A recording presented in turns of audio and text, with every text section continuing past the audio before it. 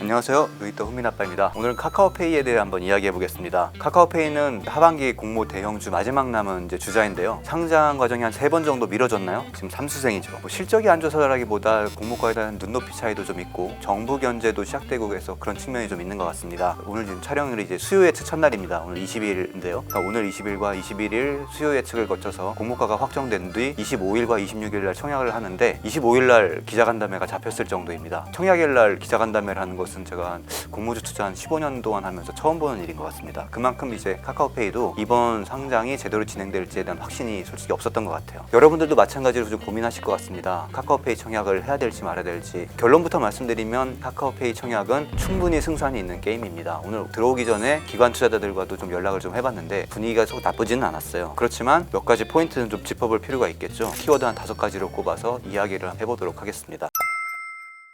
첫 번째 이제 제일 고민할 것이 당연히 공모가 그리고 기업 가치인데요. 기업이 별로도 공모가가 저렴하면 충분히 수익률을 낼 수 있죠. 반대로 기업이 아주 좋아도 공모가가 너무 비싸면 공모 투자 수익률은 떨어질 수밖에 없습니다. 카카오 금융 플랫폼 가치 대비 공모가가 적정한지를 좀 살펴봐야 할 것 같은데요. 카카오페이 사실 성장성은 이제 염려하시는 분이 아무도 없습니다. 단 하나의 걱정이 이제 과연 적절하냐 이걸 텐데 카카오페이 현재 주식수를 봤더니 1억 1,336만 주고요. 이번에 모집 주식수가 1,700만 주니까 최대 1억 3천만 주의 주식을 가지고 있습니다.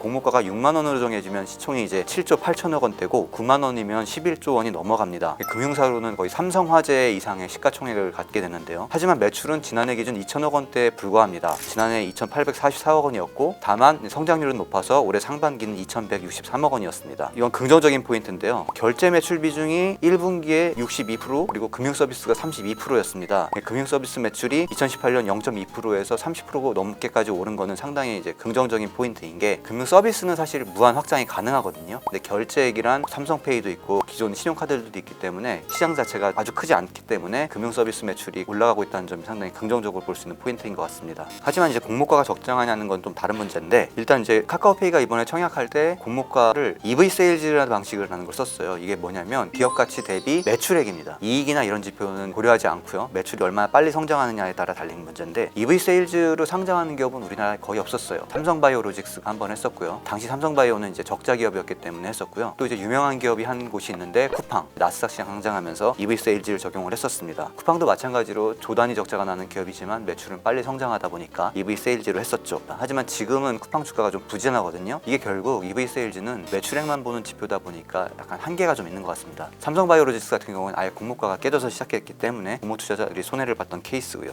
EV 세일즈를 적용하는 게 좀 무리다라는 리포트들도 사실 많이 나와요. 과거의 매출액 성장률을 그대로 도입하는 건 무리수가 있다. 예를 들어 지금 매출이 1억 원인데 100억 원까지 높일 수 있거든요. 100배 정도 성장할 수 있어요, 스타트업들은. 하지만 100억에서 1조가 되는 건 좀 다른 문제거든요. 그래서 이런 것들을 비싸다 하는 의견이 좀 있습니다. 하지만 우리는 항상 공모주 투자할 때마다 느끼시지만 내 생각이 중요한 게 아니라 시장의 생각이 중요합니다. 카카오뱅크도 사실 비싸다는 얘기가 많았지만 핫한 업종의 핫한 기업이었고 그러다 보니까 수익을 낼 수 있었죠. 저도 뭐 카카오페이도 똑같이 마찬가지 흐름을 보일 거라고 생각을 합니다. 금융 플랫폼의 가치는 충분히 있다 이렇게 생각을 하고 키워드 1 넘어가도록 하겠습니다. 하지만 이제 두 번째 고려할 게 있죠. 따가운 정부의 눈초리입니다. 이번에 상장하는 과정에서 이렇게 순탄하게 되지 않았듯이 카카오페이를 바라보는 눈빛은 조금 약간 따가운데요. 금융소비자법 위반이라고 얼마 전에 지적을 받아서 두 번째 상장이 미뤄지는 결과를 낳기도 했죠. 근데 이게 왜 그러냐면 금융은 일반 기업과 좀 다릅니다. 일반 기업은 망해도 그 회사 조직원들 그리고 채권자, 주주들은 피해를 입지만 사회에 영향을 미치진 않거든요. 하지만 금융은 회사가 휘청되면 일반에게 미치는 영향이 너무 커요. 최근 사례를 보더라도 금융사는 아니지만 머지포인트라는 회사가 채무불이행까지는 아니지만 가지고 있는 현금보다 훨씬 더 많은 포인트를 팔다 보니까 포인트런, 환불을 요청하기 시작하자 걷잡을 수 없이 피해가 커졌던 사례가 있죠. 이런 것들이 있다 보니까 금융당국이 개입할 수밖에 없고요. 그리고 또 하나 이제 주목해 보셔야 될 것들이 사실 이제 카카오페이도 독과점의 유력한 기업이라고 봤을 때 이 기업을 정부가 타겟으로 삼으면 주가는 좋은 영향을 받을 수가 없습니다. 위축되는 거 있을 수밖에 없거든요. 네이버 같은 경우에 이제 글로벌 금융위기 이후 독과점 기업이라는 공격을 너무 많이 받으면서 2011년부터 2013년까지 주가가 거의 정체됐던 적이 있어요. 엄청난 고속 성장을 기록했던 기업인데 이런 기업들도 3년이나 정체됐던 시간이 기간이 있었다는 건 그만큼 정부가 점점 더 카카오를 조여올수록 사실 카카오페이의 성장성은 방해받을 수 없다. 이것도 사실 참고할 만한 요인인 것 같습니다. 그리고 이제 3번, 지금 시점에서 가장 중요하게 볼 수 있는 기관 투자자 반응인데요. 기관도 사실 조금 조심스럽습니다. 기관들도 모든 걸 다 알지는 않잖아요. 눈치 게임이 좀 진행되고 있는 것 같아요. 제가 좀 봤을 때. 직전에 이제 크래프톤이라는 이제 게임 회사가 상장할 때 공모가가 이제 49만 원대로 상장한다고 했더니 국내 기관들은 상당히 부정적으로 봤지만 외국 기관들은 60, 70만 원을 써낸 케이스도 있었거든요. 하나의 기업을 바라보는 잣대는 다 다를 수밖에 없습니다. 그래도 분위기상으로 제가 봤을 땐 나쁘진 않았어요. 최소한 공모가 이상으로 먹을 자리는 충분히 줄 것 같다는 게 좀 있었고요. 그리고 좀 그래도 좀 불안하시다는 분들은 지금 저희가 이거 촬영하고 있는 20일 기준으로는 공모가가 나오지 않았지만 이 방송 보실 때쯤이면 아마 그날 중으로는 공모가가 확정이 될 거거든요. 공모가와 기관 투자자 수요 예측 결과를 보시고 청약 여부를 결정하면 되실 것 같습니다. 저는 이제 항상 공모주를 할 때 기관 경쟁률 기준을 300대 1 정도로 봤어요. 그 대형주 기준입니다. 대형주가 300대 1이 넘으면 항상 그래도 먹을 자리는 졌던 기억이 있습니다. 그리고 만약에 기관 투자자 경쟁률이 1000대 1 이렇다 할 때는 스몰캡이어도 100% 청약을 하시라. 저는 그렇게 조언드리고 싶습니다. 근데 다만 카카오페이 2번 같은 경우에는 균등 배정만 있죠. 균등만 하다 보니까 목돈을 넣을 필요는 없거든요. 그래서 만약에 공모가 9만 원이라고 하면 90만 원만 있으면 됩니다. 90만 원만 청약하시는 거기 때문에 저희가 기관 경쟁률이나 이런 것들을 너무 참고할 필요까지는 없을 것 같아요. 자, 이제 네 번째 키워드로 개인 경쟁률입니다. 기관 경쟁률이 낮게 나오더라도 개인은 몰릴 수 있거든요. 그런 경우도 충분히 있었고요. 거듭 말씀드리지만 균등만 하기 때문에 카카오페이의 공모주식 수가 425만 주에서 510만 주거든요. 이렇게 봤을 때 최소 청약 수량은 20주예요. 20주기 때문에 만약 25만 5천 개 미만의 계좌가 들어온다면 20주보다 더 이상을 해야 되지만 25만 개는 넘을 거기 때문에 아마 20주만 청약해도 공평하게 주식이 배분될 것 같고요. 그리고 만약에 한 100만 계좌가 들어온다 하면 4주, 5주까지는 못 받을 것 같고 한 3, 4주 정도는 나오지 않을까 이렇게 기대하고 있습니다. 그래서 계좌 수가 상당히 중요한 지표는 될 것 같습니다. 만약에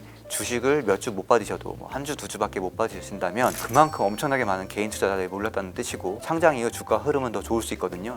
저희가 이제 공모주 첫날, 상장한 첫날 매수하는 세력이라고 생각해 보세요. 개인 경쟁률이 뜨거워야 더 주가가 카카오페이 주가가 상장 이후에 오를 것이기 때문에 경쟁률을 보고 덤비거든요. 너무 실망하지 않으셔도 될 것 같습니다. 그리고 이제 주관사가 삼성증권, 대신증권, 한국투자증권, 신한금융투자 이렇게 4곳이 있습니다. 4곳 중에 당연히 이제 중복 청약이 안 되기 때문에 이 증권사 중에 한 곳만 하셔야 되고요. 수수료는 삼성, 대신, 한투가 모두 2,000원입니다. 그리고 신한금융투자는 수수료가 없어요. 근데 이게 공모가가 한 뭐 6만, 9만 원 이 정도다 보니까 2,000원을 너무 의식하지는 않으시고 그냥 경쟁률이 낮은 데를 하시라고 이렇게 말씀드리고 싶습니다. 그리고 또 하나 팁이 한국투자증권은 IRP 계좌가 있으면 수수료를 내지 않습니다. 계좌 개설만 하고 실제로 입금하지 않아도 수수료는 책정되지 않으니까 이 방송 보시고 한투 계좌로 하실 분들은 IRP 계좌를 개설 신청만 하셔도 됩니다. 그리고 당연히 주관사 경쟁률을 보셔야 됩니다. 똑같이 균등이다 하더라도 어느 증권사에서 하느냐 하면 3주를 받을 수 있고 어느 곳에서 하면 2주밖에 못 받을 수도 있거든요. 둘째 날 오후 들어서 한두 시쯤 경쟁률을 보시고 기왕이면 수수료가 적은 곳 이렇게 선택해서 청약을 하시면 될 것 같습니다. 그리고 주관사 간 경쟁률을 봐야 되는데 이게 예를 들어 저희가 4개 증권사의 균등 경쟁률을 일일이 확인할 수가 없잖아요. 이게 좋은 팁을 하나 드릴 텐데 재테크 블로거 중에 아이언이라는 분이 계시거든요. 네이버 블로그 들어가면 이분이 이제 개발자 출신이에요. 그래서 본인의 블로그에 댓글로 그 아이언 봇이라는 걸 만들어서 10분 단위로 균등 경쟁률, 비례대 배정 경쟁률을 실시간으로 이제 댓글로 글을 올리는 서비스를 제공하고 있습니다. 그래서 이분 거 들어가서 보시면 계속 업데이트가 수시로 되다 보니까 그거 보시고 가장 경쟁률 낮은 곳 참고하시면 될 것 같습니다. 그리고 이제 가장 중요한 게 이제 상장일이죠. 청약 아무리 머리 싸매고 하더라도 주식 너무 싸게 팔거나 헐값에 팔면 사실 억울하고 박탈감도 느끼고 그러시죠. 일단 가장 드리고 싶은 말씀이 최근에 뭐 크래프톤 그리고 케이카라는 중고차 업체가 상장하자마자 마이너스 10%로 시작해서 주가가 되게 부진했습니다. 이 기업들도 상장일 날 공모가를 한 번은 회복을 했거든요. 그래서 그만큼 증시는 좀 하락하긴 했지만 유동성이 좋기 때문에 급하게 팔지 마시고 공모가는 회복한다는 전제를 두고 좀 시간을 두고 천천히 매도하셔도 될 것 같습니다. 근데 카카오페이는 사실 경쟁률이 그 기업들보단 잘 나올 것이기 때문에 너무 걱정할 필요는 없고요. 근데 단 하나 이제 좀 주의해야 될 것이 이제 알리페이라는 존재가 있습니다. 알리페이는 이제 중국 알리바바 자회사 이제 간편결제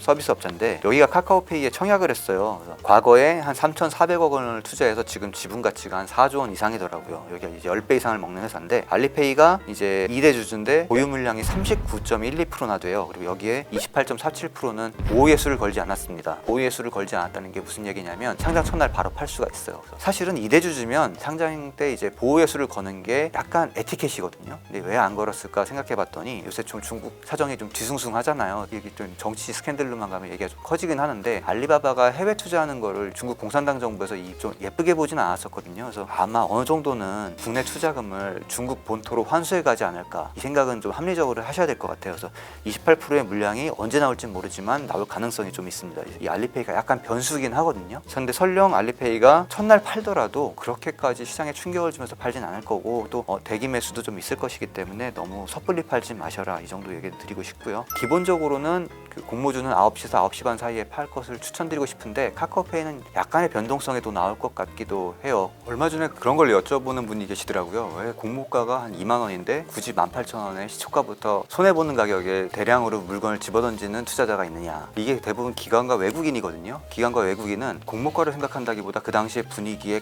적정 가격이라고 판단이 되면 손절매도 감행을 합니다. 그러다 보니까 이제 막 밀릴 때가 있는데, 사실 이제 카카오페이 같은 경우에는 외국인 투자자의 분위기는 나쁘지 않을 것 같아요. 수급주 투자 중에 한 명이 좀 시초가부터 예를 들어 대량으로 판다면 기대했던 주가 흐름이 안 나타날 수도 있습니다. 이럴 때 공모에 참여하셨던 분들은 시간을 두고 천천히 파시는 전략을 추천을 드리고요. 공모주는 사실 첫날 너무 변동성이 커서 주식 투자를 하지 마시라고 권하는 경우가 많은데, 카카오페이 같은 경우에는 알리페이라는 존재도 있고 이제 뭐 기관과 외국인 물량도 상당히 있기 때문에 이들의 움직임에 따라서 좀 왜곡된 주가 흐름이 나타날 수 있거든요. 혹시 자신이 있다 싶으신 분들은 계좌에 약간의 돈을 좀 현금을 넣어놓고 있다가 예상치 못했던 흐름이 나왔을 때 좀 대응하는 그런 전략도 나쁘지 않지 않을까, 그렇게 생각해 보고 있습니다. 그리고 또 하나, VI라 그래서 원래 변동성 완화잔이라 그래서 10% 이상 변동하면 2분 동안 거래 정지되는 게 좀 있었거든요. 그 제도가 카카오페이 때는 없습니다. 그래서 갑자기 상한가 치다가 뭐 20% 빠지고 이런 상황이 나올 수 있어요. 그리고 그러니까 HTS가 좀 버벅거릴 수도 있으니까 HTS를 쓰시든 MTS를 쓰시든 만약에 좀 버벅거린다 치면 캡처해 두시고요. 캡처해서 요새 저기 증권사에 환불 요청하는 케이스도 많이 있으니까 잘 안 된다 싶으면 이제 녹화를 하시고요. 변동성 좀 대비하셔라. 혹시나 기대했던 주가 흐름이 나오지 않아도 너무 섣불리 판단하지 마시라. 이 정도 말씀드리고 싶습니다.